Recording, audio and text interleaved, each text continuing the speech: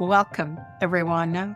And today, I know I say this all the time, I think this is going to be my favorite interview, but I already really think that this one has some very special status because I love the fact that meeting Lisa and learning with her through her has allowed me to really be the student and admit I know so very little about different ways and different opportunities that you and I can make a difference and lift as we climb and have an impact out there in the world in ways that we don't even realize are possible yet. Today, with my guest, Lisa Bilodeau, we're going to explore a couple of the ways, and trust me, she has more than a few activities and ways that she is lifting and climbing. So welcome to the podcast, Lisa, and thank you. Thank you so much, Isabel. I'm so happy to be here, happy to chat with you and have people listening to this and hopefully take some inspiration coming out of this on how capable every person is to do lots of things. This is the best part of making friends and hanging out with people that inspire me is that I get to learn from them and with them and really enjoy that education because there's never anything better than hanging with a really cool girlfriend. I love that too. Speaking of girlfriends, I was very fortunate after moving back from the United States. I've been in the US for about a dozen years, came back, repatriated to Canada, and a friend welcomed me back and said, by the way, you've been away for a while. I think you need to meet some really cool people. I'd like to invite you to come as a guest to a group that I belong to. It's a giving circle. And I think you're really going to like this. And I thought, what's a giving circle? I don't know. But that was the beginning of meeting Lisa at 100 Women Who Care Burlington. And rather than me convolute it, I'm going to ask Lisa to explain what's a giving circle and what does 100 Women Who Care Burlington do right now to make a difference. Yes, it was wonderful to meet you there and get connected. And I have to say, giving circles are amazing for so many reasons, but one of them is the connection to people, meeting new like-minded individuals, but who might be very different than you and have different worlds than you basically circle in. So it widens your own network and circle of people. Giving circles have been around for a long time, but they've really become prominent in news and sharing with people in the last 5 years or so. Basically, a giving circle is literally just a group of people that are getting together to pool their resources. Could be money, could be things, could be time towards something. It doesn't have to be super organized, or it can be. The group that we're a part of together is 100 Women Who Care Burlington. And this is an initiative that's been across North America and now into other countries for about 10, 12, 15 years, somewhere in that range. And basically, the premise is very simple, which is wonderful. And how it's simple is why I first got involved, is that we, as our women's group, meet 4 times a year for 1 hour meeting. That's it. Very simple. And what we do is the members have committed to donate to a charity of choice. And how we get to that point is the members nominate charities that serve our community. So this is the part that's really exciting to me too, is that when you do a giving circle that's directed to your community, you learn about your community. You meet people from your community. All these national and provincial and state organizations are amazing and they need our help. But this is really grassroots at the level where you are. So when our members nominate charities, we do a draw. So it's a luck of the draw. We choose 3. The nominating member can bring the charity partner with them to present. They only present for 5 minutes. And trust me, they're not writing a grant. It's a very simple nomination form. We're trying to take out all the extra stuff that charities often have to do to jump hoops to raise money, make it simple. And then the group votes on the charity of choice for that night. And then every member donates their $100 per meeting is what it is, or you can do it in teams to the chosen charity. So the goal is that at the end of the night, that charity gets $10,000. If you have 100 women, or if you have 150 women, $15,000, whatever it is for the number of people you have in the group. And that's an incredible impact. And we get to learn about all these people. You're absolutely right. The benefit of being part of a giving circle like the one that I am with you is that I'm meeting people I haven't met yet. We have something in common to start with. We're interested in giving back and making a difference. But we're all coming from different backgrounds, different professional experience, different ages. I loved this opportunity to be first virtually when we were not a meeting in person, but now in person to make new friends and they're already vetted because I know they have a good heart. And I love the fact that as I say, new in this community after being away a long time, got to know what was going on, what was happening in the heart of the community, what organizations were serving what needs, what populations. And really, for me, I should be paying you more because I just feel so good about participating in this even when I don't have a huge bank account. I'm not Melinda Mm, Gates. So knowing that my money added to the rest of the people in the group really has a meaningful impact that week. And I think that's awesome. absolutely. This is the other thing is that a lot of people talk about charity and the things that they might be connected to, but really anything that we do that is the act of giving back, promoting the welfare of others is philanthropy. And oftentimes people think of this idea of a philanthropist as a Melinda Gates or something. No, a philanthropist is a kid who puts together a lemonade stand to raise money for something. A philanthropist is somebody who gathers their clothing together, extra clothing and stuff, and they donate it to a thrift store or to a compassion society or whatever. Philanthropy is anything that is empowering other people who have needs. And that's really what we are at our heart. So we in this particular giving circle have chosen dollars to be able to connect to them, but we don't want the dollar amount to impede or anyone from joining us, which is why we also have teams. So it's either one member is $100, they donate 4 times, or you can have a team of two, $50 each time, or a team of four, $25 each time. Also, if you're under 30, you can do $50 or a group of 25. We don't want to make there be impediments to joining that because people are often choosing donations. But like you said, it's this impact together is incredible. Everyone uses something to help others, even when we may not recognize it. So this is a part where if somebody's thinking, hey, I'm not sure what I can do. I don't know that I know enough people, or I don't have the money, or maybe I'm not skilled in that. Listen, everybody has time, talent, treasure, testimony, or ties that they can use. Those are really the main T's of philanthropy, right? Time. You're researching about something, you're connecting with other people, you're volunteering perhaps, you're taking stuff somewhere.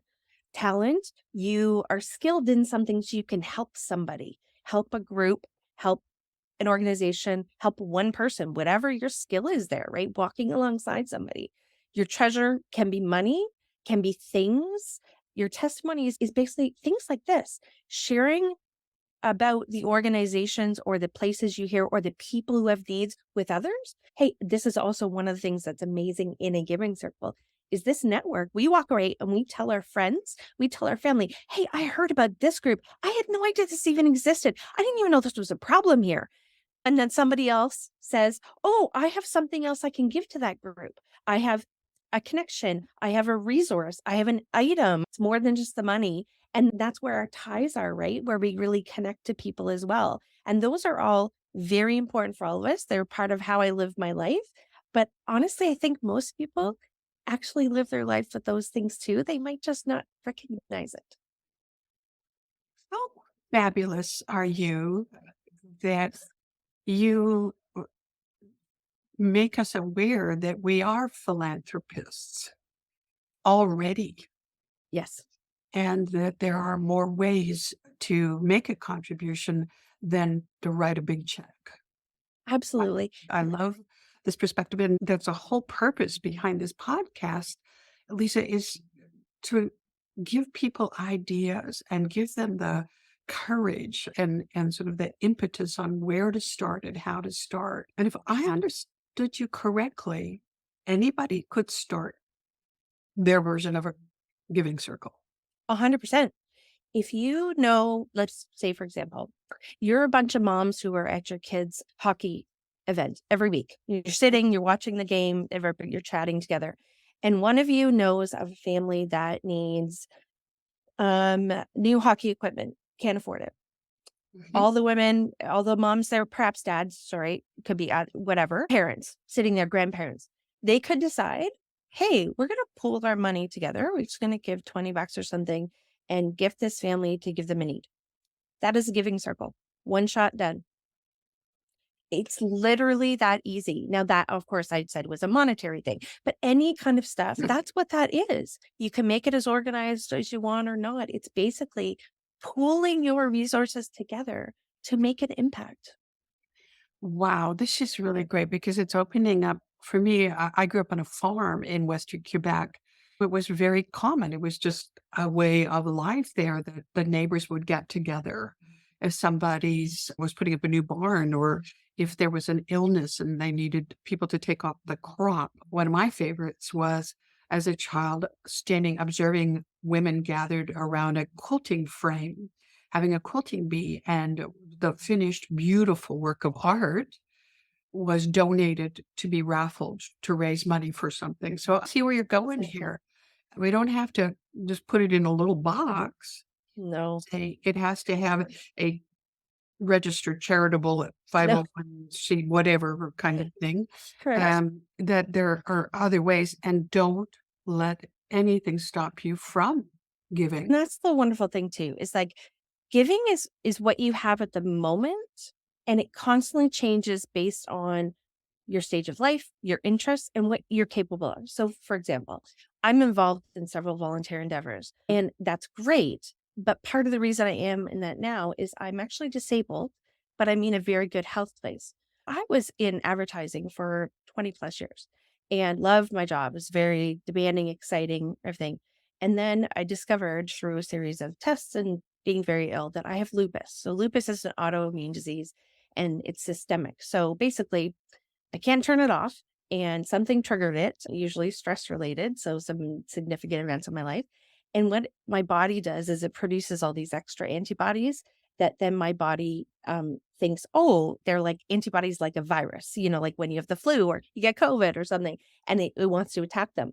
The only thing is that those antibodies are actually not bad, and my body attacks itself. So, attacks my organs, so my lungs, my heart, skin, other stuff. So, it's pretty shitty, to be honest. It's not a great thing and I'm much better about it now. But in getting that, it stopped me cold. I had to give up my career. I had to stay at home. I had to basically make my job every day was to stay alive. And that was really hard, really hard. So when I was doing that, I couldn't participate in groups.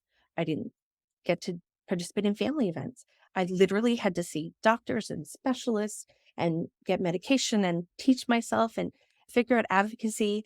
And I got amazing people, and that's great. And I got better. So during that time, I couldn't give of myself in other ways, right? We all have periods in life where shit happens.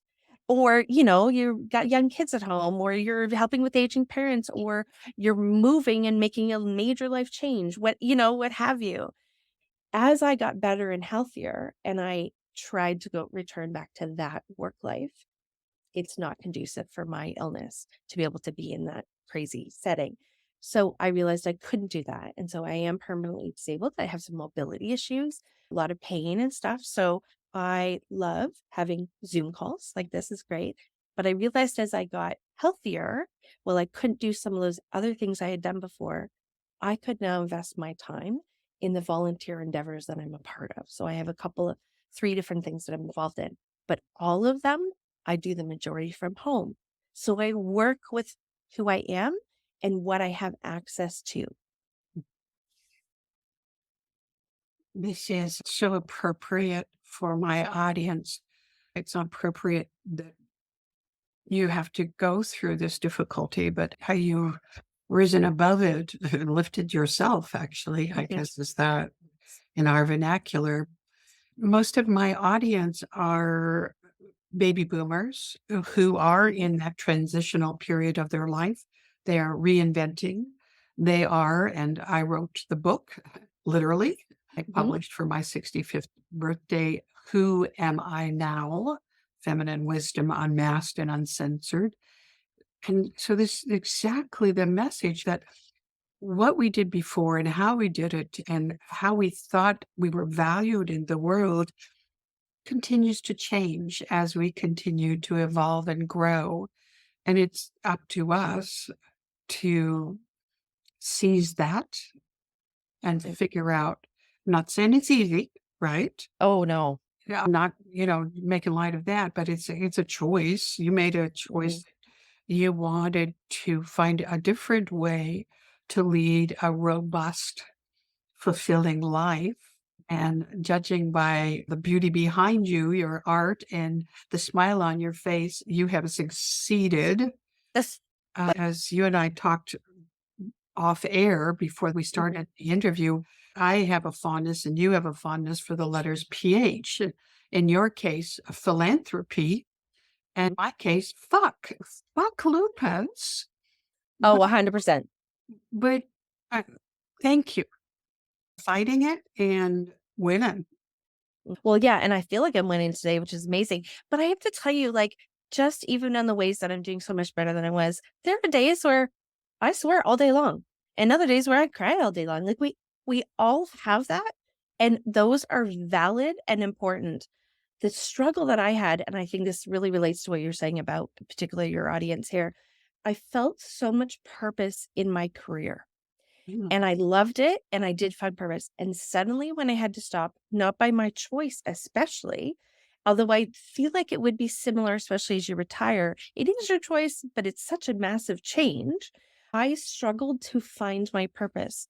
And even when I was very ill, and my purpose literally was to stay alive and get better, that was my purpose, and I had to think about it like, "This is my job," because otherwise I was feeling so lost and unworthy.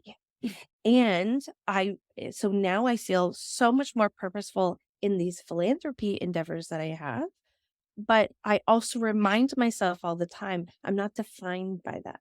I still have purpose being me. It's hard sometimes to remind myself, but I do. This is where I can also be thankful for the journey in my life. So, I agree, absolutely. Fuck lupus. Mm. But I'm thankful for the process that I've been through for it because it still makes me who I am. And one of the things that's come out of that is I actually am on the board. I'm a director at large for Lupus Ontario, which is a charity advocating for lupus warriors.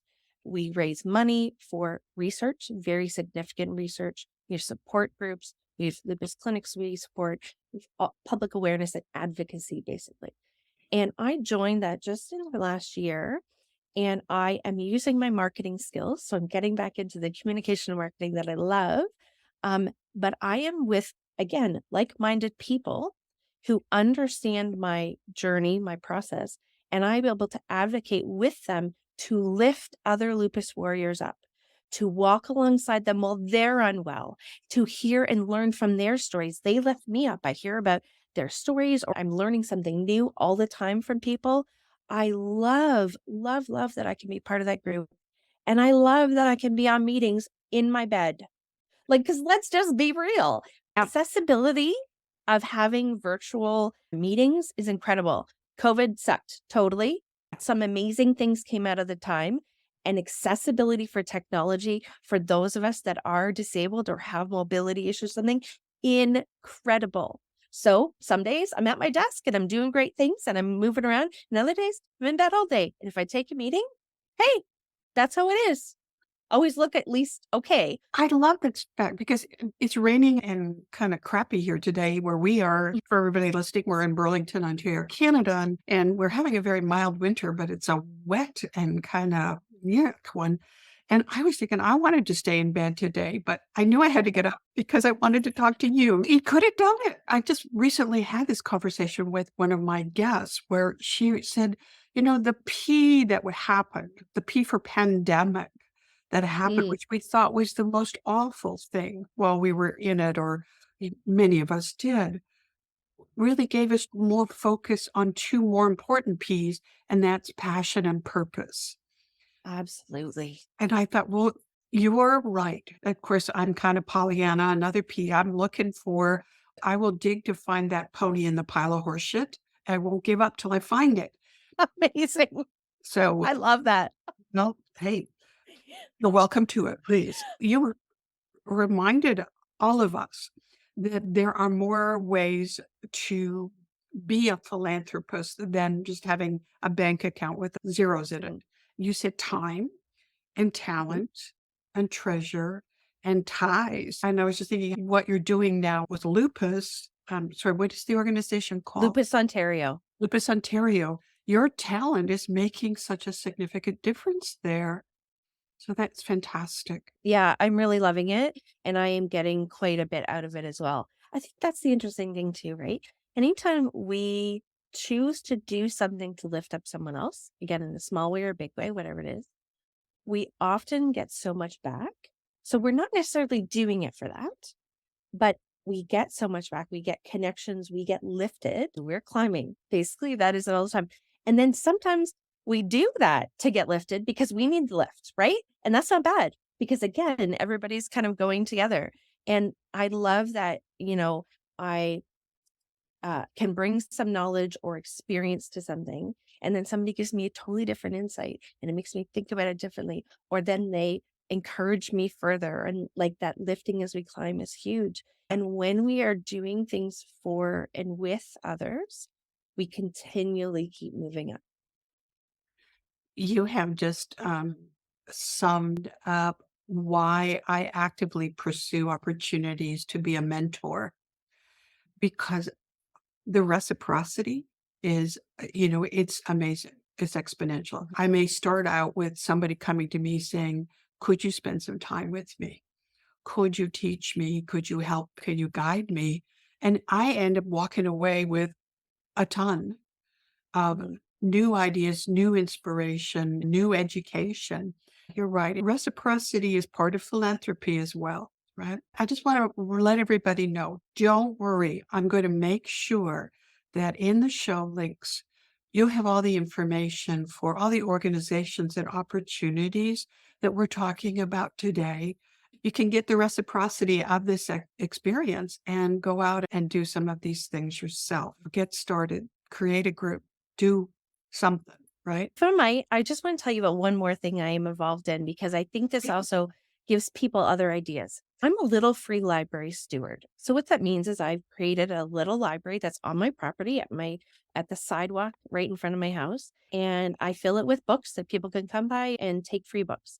In doing this, I created an Instagram and Facebook page for it. I'm an avid reader, so I just started reading and I wanted to expand more what I was reading. So I started this with just a couple ideas in mind, and it ended up creating quite a community. I connect with other stewards. I connect with people who are looking to donate or looking to read, or I connect with authors and promote them and that kind of stuff. But one of the greatest joys about it was one of the reasons I decided to do it was I'm at home so much of the time. And I wanted to be able to do something from here and be able to step outside my door because I can go some days and not leave my house if I'm not well or I don't have appointments to get out in and stuff. So I did that. What I found is this incredible community that I didn't expect to find. We launched it during COVID and people started coming. They weren't going other places. They were going for walks. I met new neighbors I never would have met. I get people dropping off notes with their books and talking about stuff or coming by and engaging with me. I get to see outside my window people stop by with their dogs and their kids with this little sticker basket. And this one family, they come by almost every day just so kids can take one sticker out. And I've gotten to know them and engage with them.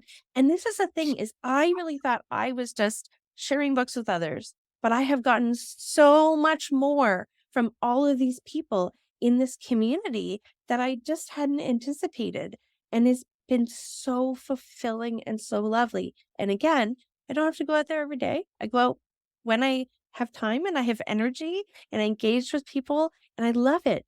But this is something you have probably books in your house you could donate. You probably have items, right? Exactly. Things that you can share with others. Look for these kinds of things because like public libraries don't take those kind of donations. I love public libraries. Let me be clear. Love, Yeah. love, love them. But these kind of little boxes, and some people have little pantry boxes or care things. Just look for these opportunities around you when you're out walking in your neighborhood or you're driving by somewhere. Look for these little moments of where you might be able to make a difference or partake with those things. You might get those items or things. It makes a huge difference in just our daily world. I already know, Lisa, that I want to ask you to come back again on the show because I think what you're opening up is an opportunity for people to be a little more creative and have a broader perspective on philanthropy and giving back because there are just so many different ways. So, to the audience, I want to invite you to please flood my email hello at theencorecatalyst.com with ideas or maybe something you've seen that, went, oh, maybe someday I should do that. Or, gee, my neighbor's doing this. Whatever it is, let's get a library together of ideas of how we can all use what we've got. Like you said, use our time, use our talent, use our treasures, use our ties, and make this world a better place because God knows there's been a lot of reasons to think the planet should implode. Yes. But you know what? I don't believe that's true. I Mm. think that's what we are fed by the media because it sells more advertising. And, I love marketing and advertising. It runs in my blood too. But what I would like to hear is more of the good things that are happening, the good deeds that Mhm. are being done, and to lift people's spirits. So there's another way of lifting, right? Absolutely. Absolutely. I had intended to ask you what philanthropy means to you. I think we kind of indirectly got that, but is there anything else you'd like to add to that? Your thoughts on what is philanthropy for you? I think I have covered most of that, but there's just one aspect that I think would be important for people to think about. And it's more about modeling it for young people, especially. When you model excitement for giving back and you're talking about it with your family and friends, it helps set the stage for lifelong philanthropy. So the more, and again, you can start at any point in your life, right? And again, I think everybody has started. You just don't recognize it that way. The when you model that, the younger people are who start doing things to help others, more it continues for the rest of your life. And that's very important. It's partly why I'm involved. My mother, my aunt, my grandmother really modeled this giving back idea. My sister does. And it was through organizations and churches and friends. And if somebody needed a meal, there was always a place at our table. Just seeing that, it made sense that I would just do it because to me, it was just a part of who you are. I'm so glad you brought that up because you flooded me with the memory of my mother. Didn't matter what time in the meal it was happening. If somebody else arrived, she always could make room. She always had enough food and were welcome to stay and eat as many meals as they needed. You're right. It's an attitude that can be cultivated at an early stage and age. Never too late. Never too late to do it. So I like to say, you're not starting from scratch. You're starting from experience.